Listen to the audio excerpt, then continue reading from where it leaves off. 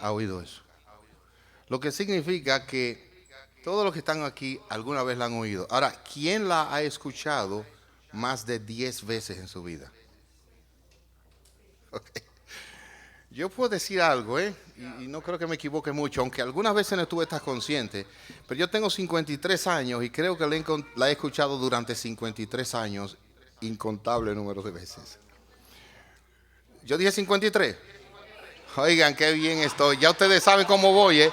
63. Pero miren, hermanos, vean que aquí me llevan los cartones bien, ¿eh? ¿Ustedes se están dando cuenta? No me permite que me equivoque. Porque si digo 73, dicen, oye, dijo la verdad. Pero si digo 53, no. Gracias. Oye, me sentí tan bien cuando dije 53 y no me di cuenta. Y no me di cuenta. Muy bien.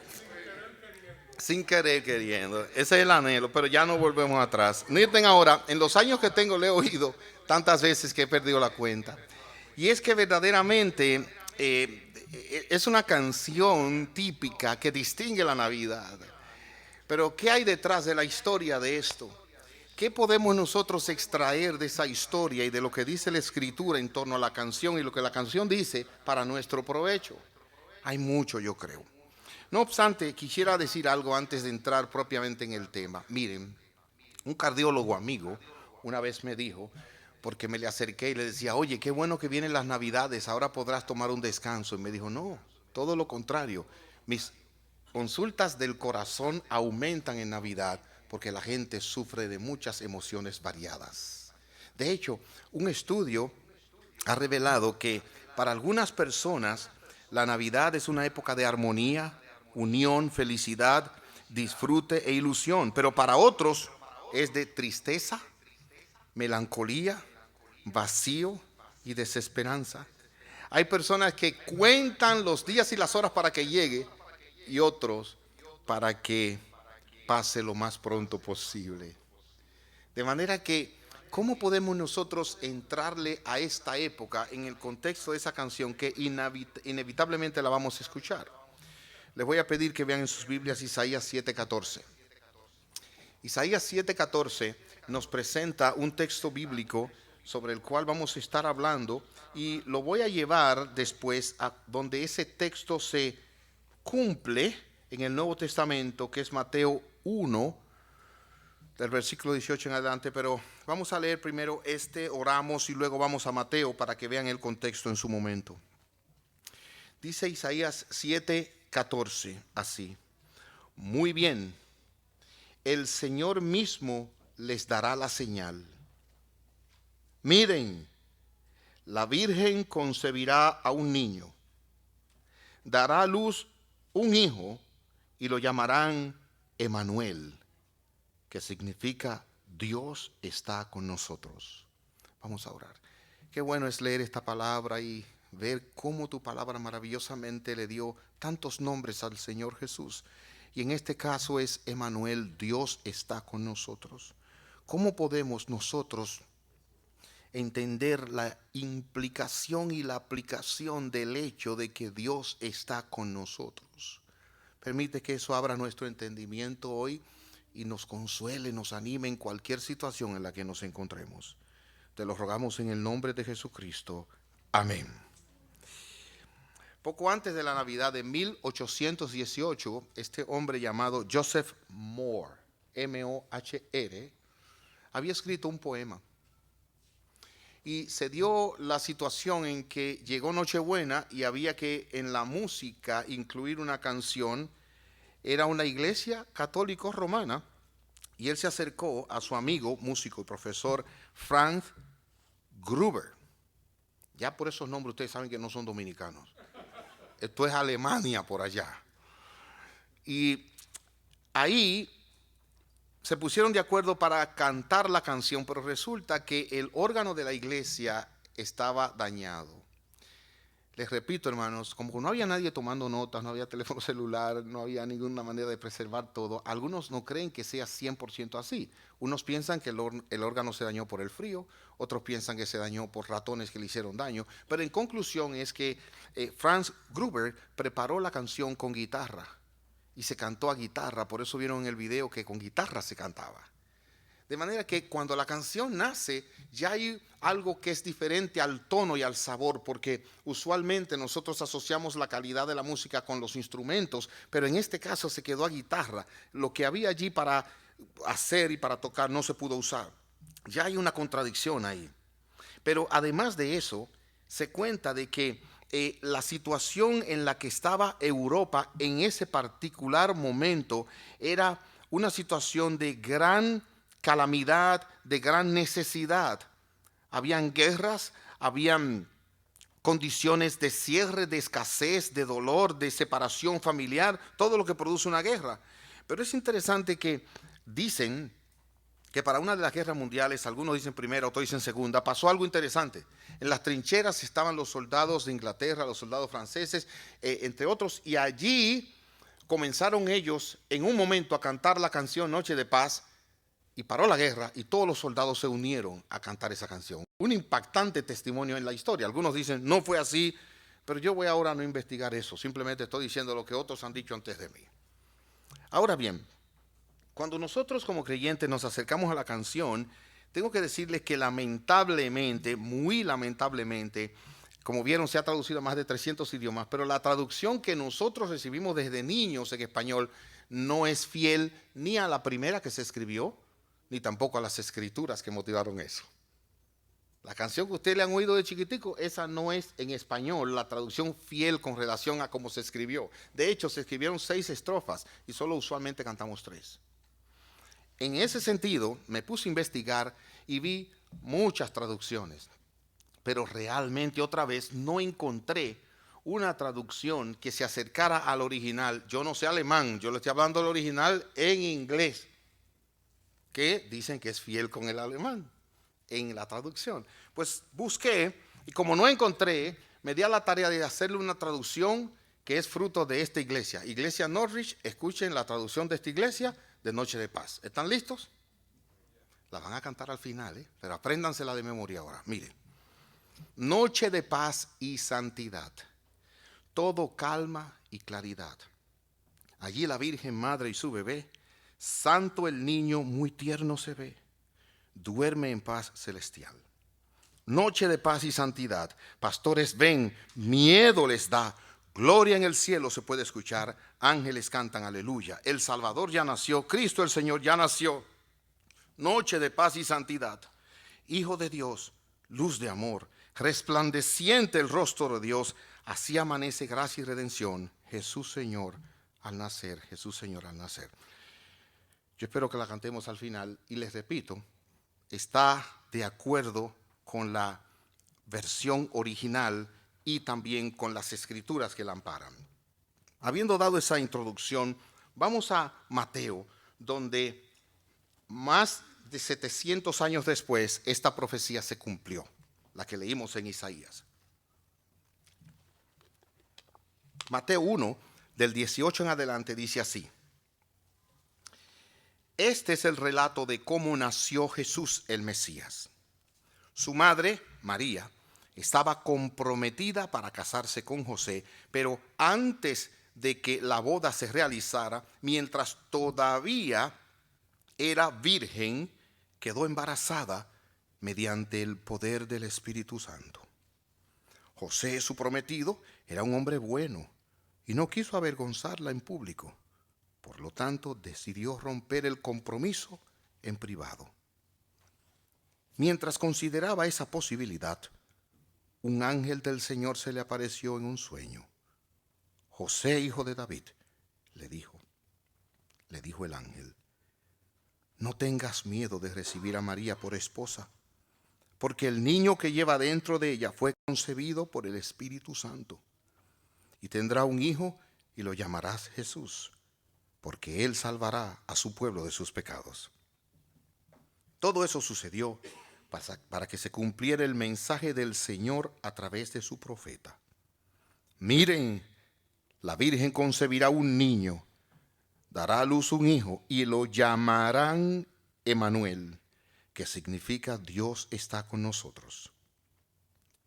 Cuando José despertó, hizo como el ángel del Señor le había ordenado y recibió a María por esposa. Pero no tuvo relaciones sexuales con ella hasta que nació su hijo, y José le puso por nombre Jesús. Es fascinante leer la palabra de Dios y pedir a Dios que nos ilumine, que nos ayude a entenderla y aplicarla. Pero yo voy a poner mis ojos en ese nombre que de paso no fue el que José le puso, porque dice, lo llamarán, y es un distintivo de él, un nombre más. Le llamó Jesús porque esa fue la instrucción específica, pero le llamarán también Emanuel, que significa Dios está con nosotros. Y concédame unir eso a la canción. La canción Noche de Paz en inglés es Silent Night, y así es en alemán. Y la idea de noche silenciosa no se refiere a que no era una noche sin ningún sonido, sino a calma. Por lo tanto, la traducción Noche de Paz se corresponde. Ahora, cuando nosotros vemos esto, nos preguntamos, ¿por qué el autor de esta canción Noche de Paz le llamó a esa noche, en esa circunstancia en que él escribió, de paz, y se refirió a este acontecimiento en la historia de la humanidad como un acontecimiento donde hubo paz? ¿Cuántos de ustedes han estado cerca de una mujer pariendo? Que no sean mujeres, por supuesto. Exactamente, los hombres. ¿Usted ha visto el corre-corre que se arma cuando una mujer está pariendo? Yo la historia de una que parió por aquí cerca en Dundee, en la casa no hubo chance de llevarla al médico. Ahí mismo lo soltó, en el baño fue. Imagínense ustedes. Entonces, mire, cuando una mujer está pariendo, eso es un corre, traigan, quiten, miren, votó, no votó, ahí viene la cabeza. Los que han estado ahí, imagínense cómo es. Por lo tanto, decir que había paz en el momento en que este niño nació, yo no estoy seguro. Por otro lado, piensen por un momento dónde nació. Recuerden, porque no, a mí se me olvidan las cosas. ¿Cómo se llamaba el hospital en que él nació? Era un establo donde habían animales. ¿Estarían los animales en silencio? ¿Quién sabe? Pero eso no es todo. ¿Por qué estaban ellos ahí? ¿Recuerdan qué los llevó hasta ese lugar? Nadie le abrió la puerta, pero ¿por qué se fueron hasta allá y no parieron donde vivían? Dios los guió por un censo, tuvieron que ir allá. Pero además de eso había una persecución. O sea, mire, esa noche, como algunos han enfatizado, tenía todo menos silencio. Pero ¿por qué este hombre le llama noche de paz? Y yo creo que es apropiado el término. ¿Por qué? Noten por qué. Por lo que dice el final del versículo 23. Dios está con nosotros. ¿Y saben cuál es la tesis? ¿Qué es lo que yo quiero compartir hoy con ustedes? Que no importa las circunstancias, el ruido y la tormenta, si Dios está conmigo, yo puedo tener paz. No importa dónde yo esté viviendo, cómo esté viviendo, la situación del mundo, aun sea guerra, si Dios está conmigo, yo puedo tener paz. Y eso es lo que vamos a ver aquí. Vamos a ver esa expresión, Dios está con nosotros. Vean eso, Dios está con nosotros. Lo primero que eso nos enseña es que Jesús es Dios. Recuerden que el versículo 21 dice, llamará su nombre Jesús. Y ahora cuando Él nace, dice, Dios está con nosotros. Entonces la conexión natural es, Jesús es Dios. ¿Cómo puede ser Dios y hombre? Hay doctrinas bíblicas que son difíciles de entender. Pero yo les voy a decir algo que ustedes nunca pueden olvidar. Escuche, sobre todo en los problemas de esta vida. Nuestro Dios en el que creemos es un Dios difícil de comprender. Para nuestra mente finita y nuestra capacidad es muy difícil de comprender. Dios se ha comunicado con nosotros por su palabra. Dios se ha comunicado con nosotros por su creación. Pero aún con toda la información que tenemos, es difícil de concebir, entender plenamente a Dios. Oiga lo que dice un teólogo, hablando Packer, J.I. Packer. Él dice, hablando de la humanidad y la divinidad. Aquí hay dos misterios por el precio de uno. La pluralidad de personas en la unidad de Dios, es decir, la Trinidad.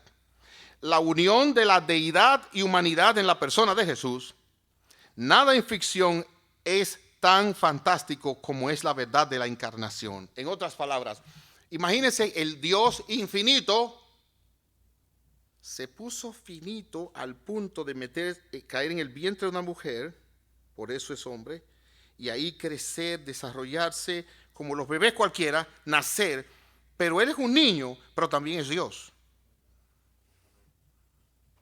Jesús no es alguien que se parece a Dios. Jesús no es mucho como Dios. Tampoco es, como dicen los falsos testigos, un Dios con D minúscula. No. Él es el mismo Dios, dice Tito 2:13, aguardando la esperanza bienaventurada y la manifestación de la gloria de nuestro gran Dios y Salvador, Cristo Jesús. La Biblia trata a Jesús como Dios. La Biblia no trata a Jesús de otra manera. No es un maestro importante, no es alguien que impresionó. Él es Dios. Yo no lo puedo entender plenamente, pero Él es Dios.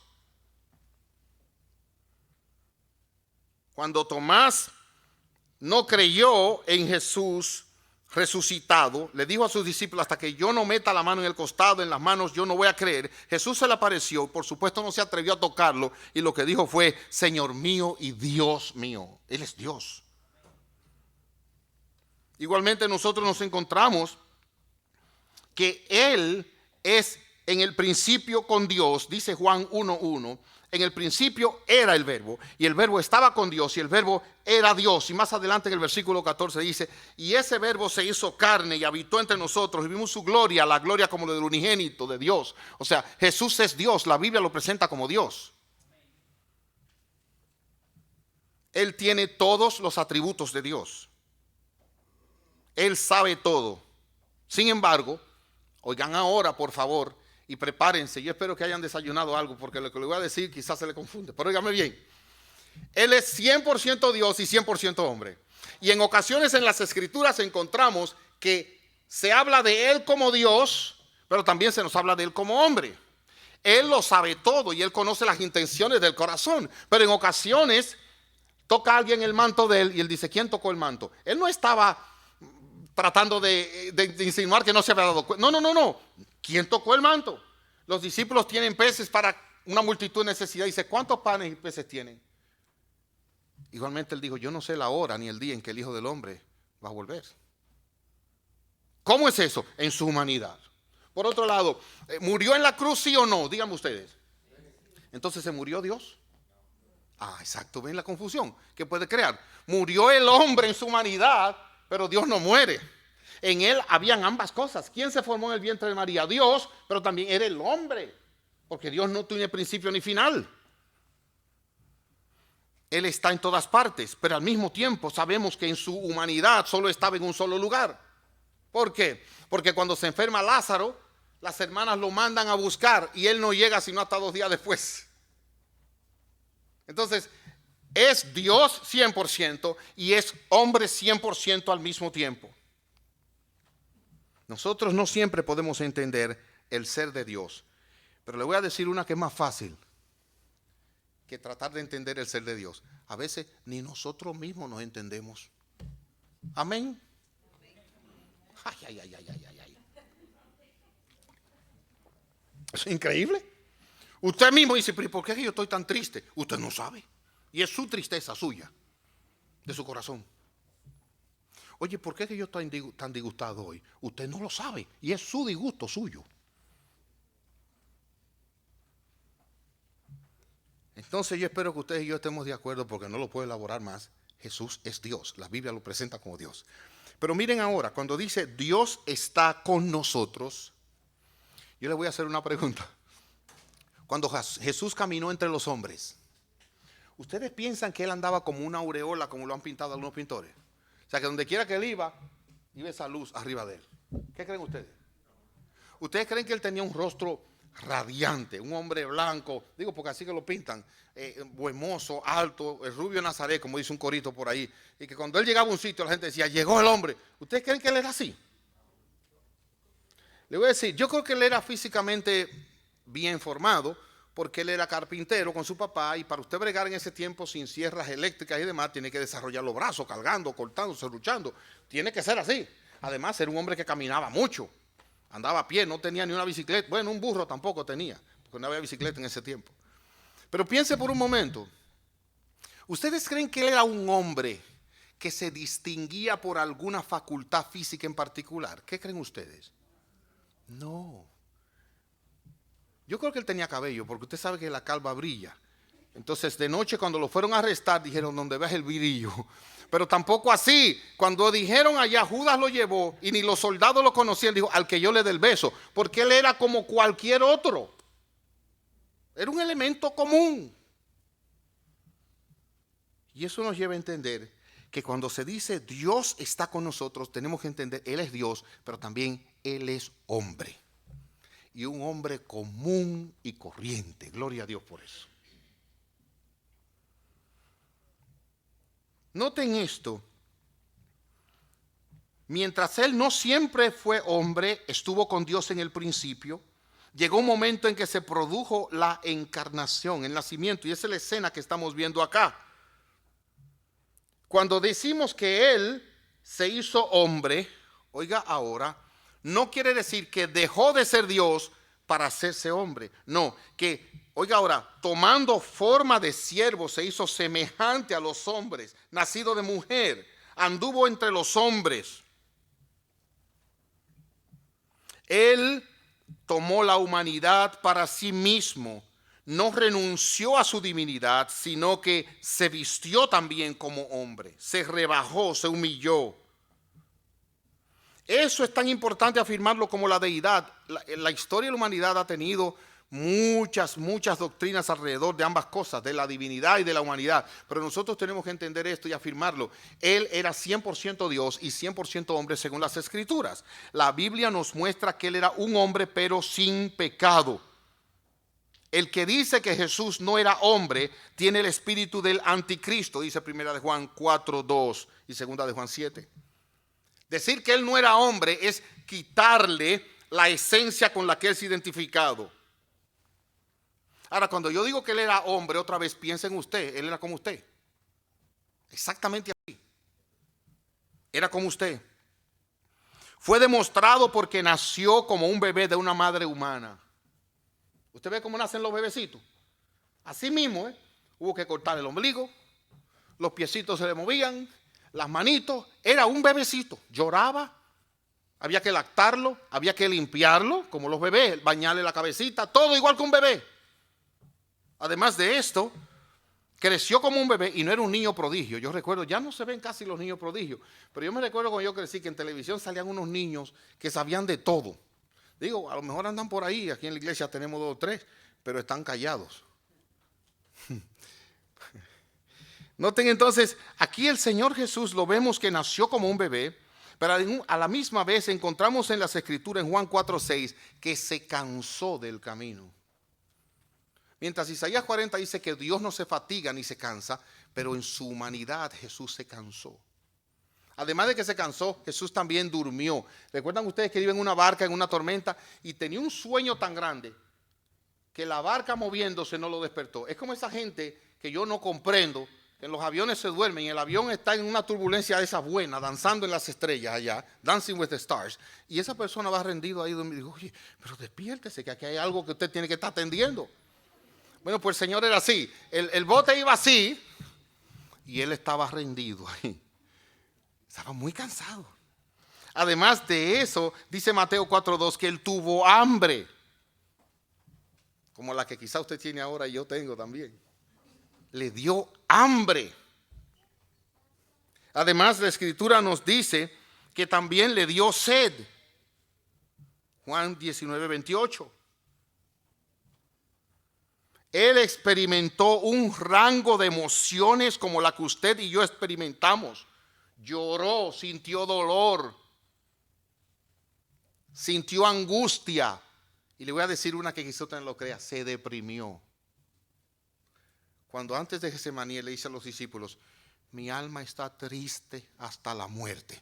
Eso es una depresión espiritual. Todo eso, pero sin pecado. Sin pecado. Más aún, me gusta mucho como alguien lo ha dicho. Él es un Salvador que se puede identificar con nosotros, porque siendo Dios fue 100% hombre. Y en ese sentido, Él fue un hombre que se podía identificar con nosotros. Todo lo que se refiere a la naturaleza humana, Él lo vivió.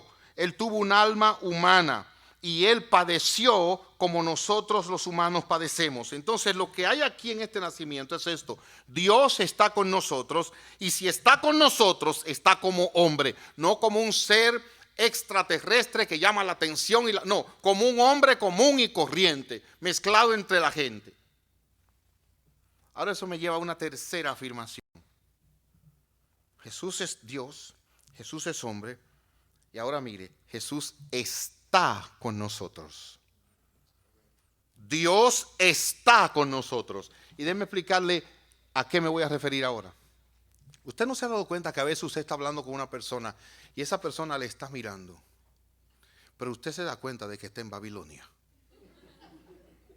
y le está mirando, y usted le está contando cosas, mire, profundas, y esa persona lo está mirando así, y usted se está dando cuenta de que no lo está oyendo para nada. Bueno, ese no era el caso del Señor Jesús. Él estaba aquí y se mezcló con la gente, siendo sensible a la gente. Si hay algo que yo le tengo que pedir a Dios, es que me ayude a oír mejor. Como oye mi amada, esa oye ahí 1 hora sin hacer preguntas, y copiando, grabando todo. Yo no, pues yo tengo un problema serio ahí. Ustedes lo saben y me aman así. Él está con nosotros, y eso significa que ahora, cuando Él está aquí en el cuerpo humano como hombre, Él puede identificarse como Él comió, bebió, durmió, sangró y lloró. Él podía identificarse con nosotros, de manera que cuando usted le habla de su tentación, Él puede identificarse con su tentación y la naturaleza de esa tentación. Óigame ahora, Él tenía una mente humana. Sí, Él era Dios, pero les dije, no es un niño prodigio. Dice Lucas que cuando Él estaba en el templo, Él podía hablar y hacerle preguntas a los eruditos ahí, pero al mismo tiempo crecía en gracia y sabiduría. Él fue adquiriendo conocimiento. Él tenía una mente como la suya y como la mía. Por lo tanto, como tiene una mente como la suya y como la mía, Él entiende los procesos de su mente. Él entiende cómo funciona su mente porque Él tenía una mente igual. Yo puedo hablar de parto.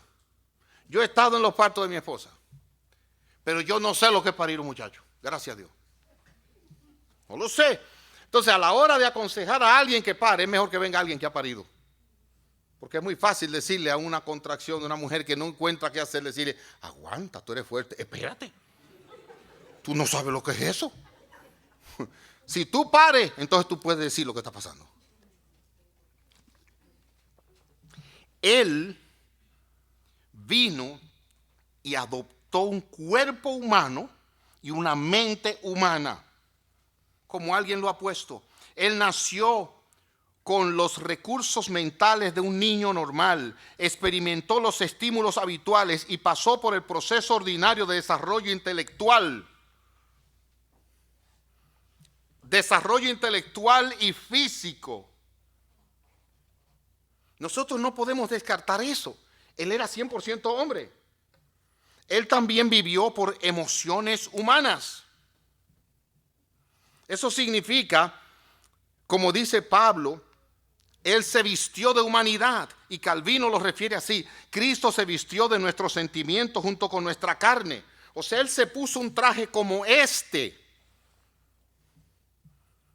Y por lo tanto se conmovió de los pecadores. Él tuvo compasión porque Él sabía lo que era la compasión. Necesitó compasión y puede ser compasivo. Él también podía estar con una ternura hacia los enfermos, porque la Biblia no nos dice que alguna vez Él se enfermó, pero podemos afirmar que Él sí se enfermó. En cosas que parecen intrascendentes, pero en algún momento Él sufrió de un dolor de muela, yo me imagino, de barriga, de cabeza. tropezó y se dio un golpe en un pie, en el dedo chiquito. Tantas cosas. Andaba con sandalias. Todo lo que nosotros podemos pasar, yo me imagino, él lo pasó. Además de eso, como ustedes saben, llegó a llorar, a suspirar, a gemir, a sufrir con lo que pasaba alrededor de él. Él sintió lo que era amor, alegría, gratitud, dolor. Pero es interesante, y esto me llama mucho la atención, que en ningún lugar la Biblia dice que él se reía o se rió. Yo no quiero decir que él no se riera, que no lo dice la Biblia, pero hay muchas cosas que la Biblia no dice. No nos dice que desayunaba él. De otros hombres dice que comía Juan el Bautista, pero de él no nos dice que comía, para que nadie quiera coger la dieta de Cristo. ¿Ustedes han oído que hay una dieta cristiana por ahí? Bueno, no, por la dieta de Jesucristo usted va a pasar trabajo. 40 días de ayuno, comience ahí.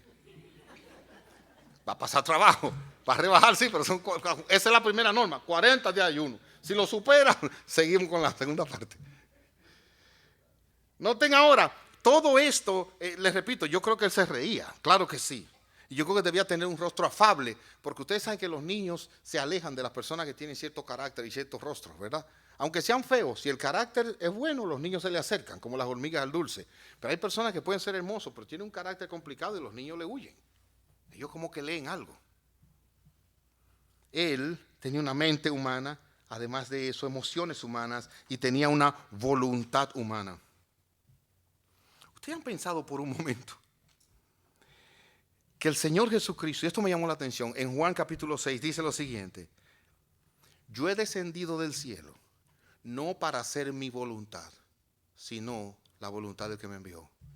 Y ¡wow! ¿Cuánto se parece eso a mí? Porque yo no estoy aquí para hacer la voluntad mía, sino la voluntad de Dios y la voluntad de Jesucristo. En eso Él se parece a mí. Igualmente nosotros podemos leer que Él en un determinado momento en Getsemaní sufrió de tal manera ante la expectativa de la muerte, la separación de su padre, todo lo que implicaba eso, aunque no era la muerte física, sino cargar el pecado. Hay mucho que decir, pero le dijo al Padre: Padre, si es posible, pasa de mí esta copa. Y Dios le dijo no. Oró 3 veces y finalmente fue mirando el gozo delante de sí.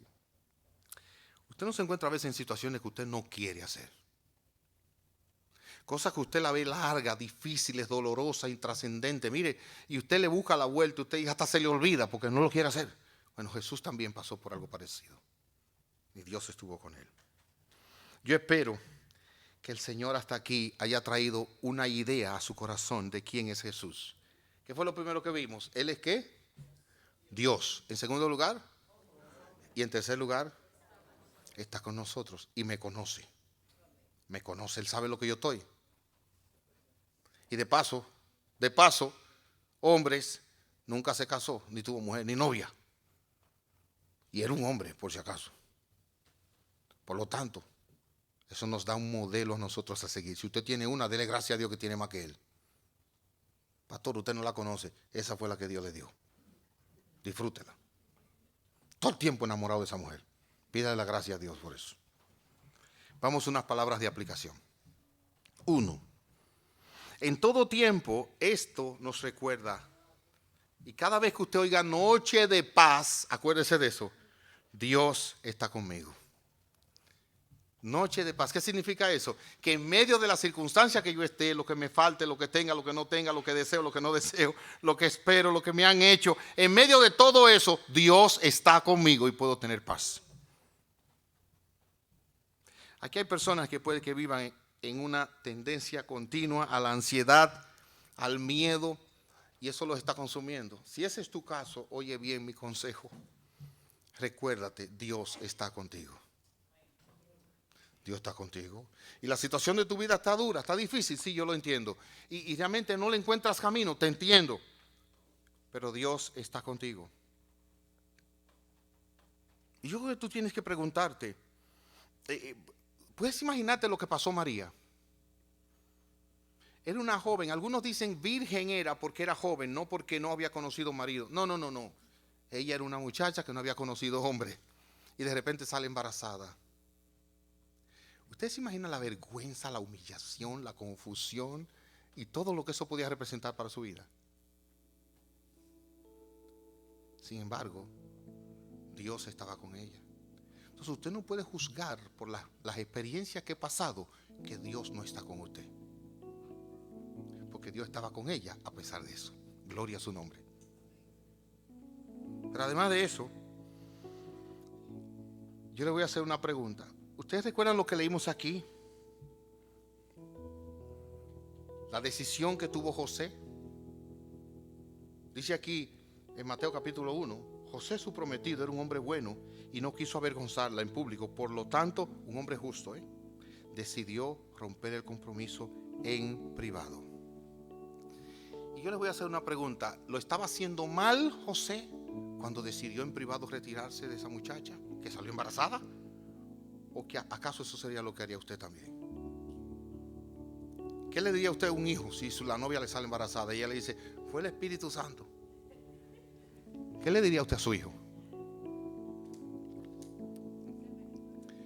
Sí, mi hijo, vamos a salir de esto porque aquí hay un misterio muy raro. O sea, eso nunca ha pasado antes. O sea, no, eso no puede ser. Sin embargo, miren aquí cómo José decidió salirse de esa situación de la manera más apropiada, sabia, en silencio, para que no la apedrearan. Y ¿saben qué? Muchas veces nosotros tenemos peticiones muy buenas y queremos zafarnos de situaciones, y Dios dice que no, y Él sigue con nosotros, pero nos está diciendo que no. Y si Dios te dice que no a una petición, no es porque Dios no te ama, es porque tiene algo mejor. Ninguna de tus aflicciones significa que Dios te ha dejado solo. Nunca las circunstancias deben formar nuestra fe. Y por lo que yo estoy pasando me voy a definir. No permitas eso. Escúchame otra vez. No permita que las circunstancias de tu vida te definan.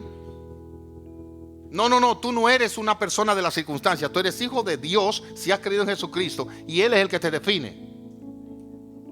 Pero si vamos a definir al Señor Jesús por su pobreza, por su condición baja y por quién fue y cómo murió desnudo en una cruz, vamos a decir ese era un malhechor. No, Él era Dios con nosotros. Entonces no permitas que tus circunstancias te definan. Tú eres más de ahí, en el nombre de Jesucristo. En segundo lugar, nosotros podemos tener paz porque Dios está con nosotros. O tú puedes decir, puedes tener paz porque Jesús está contigo. No enfrente, no el domingo cuando voy a la iglesia, no, Él está conmigo. Él dice, yo estaré con ustedes todos los días hasta el fin del mundo. Y el salmista por eso afirmó, aunque yo ande en el valle de sombra de muerte, no voy a tener miedo porque tú vas a estar conmigo. Y Jesús dice, yo no te voy a dejar ni te voy a desamparar. Él está con nosotros. O sea, usted tiene que saber dónde sale de aquí, Dios está contigo. Por eso la fe cristiana no tiene un lugar como otras religiones donde usted vaya, ahí es la presencia de Dios. No, el templo donde Dios está no es hecho de mano. Él está contigo donde quiera que tú te vayas. Tú sales de aquí, Dios va contigo. Te montas en tu vehículo, Dios está contigo. Vas en tu vehículo al trabajo, Dios está contigo. Llegas a tu casa, Dios está contigo. Te vas a acostar, Dios está contigo. Vas al baño, Dios está contigo. Vas al trabajo, Dios está contigo. Vas al hospital, Dios está contigo. Nunca te dejará y nunca te desamparará. Mete eso en tu mente. Piensa por un momento nada más, por un solo momento, que la doctrina de esta humanidad, de Cristo, óigeme ahora, es una doctrina para el que está enfermo. Porque en tu enfermedad Él está contigo. Cuando llega la noche y la noche se pone más oscura dentro de ti, Dios, el Señor Jesucristo está contigo. Para mí las noches a veces son terribles, para mí, pero Él está conmigo ahí, en la noche oscura. Los momentos de tentación, cuando yo no sé qué hacer y me siento tentado a hacer algo, Él está conmigo. Cuando siento la carga natural de mi humanidad, Él está conmigo. De hecho, ¿sabe una de las cosas que he sentido yo personalmente últimamente? Y me fui consolado con esto, cuando a veces yo me paro de esa cama de noche y me duelen los pies y me voy así al baño. Digo, ¿pero qué es lo que me pasa a mí? Cuando yo siento que el cuerpo se me está rompiendo, el de Él lo rompieron literalmente en la cruz. Él está conmigo. Cuando nosotros nos damos cuenta de que alguien no me comprende, Él también fue incomprendido. Cuando nosotros nos damos cuenta de que alguien me ha calumniado y ha hablado mal contra mí, él también fue calumniado. Además de eso, cuando alguien nos ha abandonado, bendito sea su nombre, él también fue abandonado. Todos los discípulos lo abandonaron. Él soportó la agonía de la cruz. Y déjeme decirle, nunca ninguno de nosotros vamos a sufrir lo que Jesús sufrió. No te olvides de la humanidad de Él y que Él está contigo. Oye cómo lo pone Carlos Spurgeon. La simpatía de Jesús es lo mejor después de su sacrificio. Ha sido para mí, dice este hombre de Dios, en temporadas de gran dolor, superlativamente cómodo saber que en cada dolor que atormenta a su pueblo, el Señor tiene un sentimiento de solidaridad. Aleluya. ¿Sabe cómo funcionan las madres a veces? Que llaman a sus hijos que viven en otro país y le dicen: mijo, ¿cómo tú estás? Y el muchacho está pasando por un problema porque ya lo sintieron allá. Bueno, pues el Señor es así. Ahí contigo, ahí. No estamos solos, porque uno como el Hijo del Hombre camina con nosotros en el horno de la aflicción. Eso es lo que significa Dios está con nosotros. Y por eso cada vez que tú oigas noche de paz, recuerda a tu mente: Dios está conmigo. Dios está conmigo. Y mi amigo, te voy a decir a ti algo en particular. Si tú no te has convertido, es tiempo de humillarte delante de Dios. Es tiempo de pedirle a Dios perdón por tu pecado. Pedirle a Dios que te salve y te dé vida eterna. En Bosnia, Sarajevo, una explosión mató 3 niños. Los niños estaban caminando, el campo estaba minado, pisaron una de esas bombas, la bomba explotó. 2 de los niños murieron inmediatamente, pero una niña de 11 años quedó viva. Y desde ahí estaba diciendo: ayúdenme, ayúdenme. Y la gente de la villa la estaba viendo y podían ir a ayudarla, pero no se atrevieron, no fuera que una mina los explotara a ellos también. Y ahí se murió la niña. Este mundo es un mundo lleno de minas. El pecado es así. En un momento en tu pecado clamaste a Jesús: ayúdame. Y Él fue al campo minado. Él vino aquí. Te salvó, pero la cosa es que Él explotó con una mina y murió en la cruz por ti. Pero no se quedó ahí, aleluya. Él resucitó para darnos vida eterna. Vamos a orar.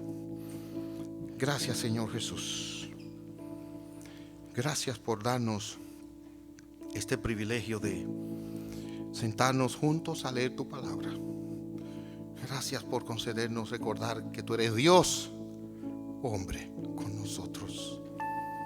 Gracias por saber que tú sientes conmigo mi miedo, mi ansiedad, mi tristeza, mi depresión, mi debilidad, mi dolor, mi quebranto. Tú estás conmigo. Aunque nadie entienda, tú me entiendes, Salvador. Que celebremos eso nosotros día a día, mientras vida tengamos. Y bendice a aquel que no te conoce aquí, que pida perdón hoy, para que también tú estés con él o con ella por el resto de esos días. Oramos en el nombre de Jesús. Amén.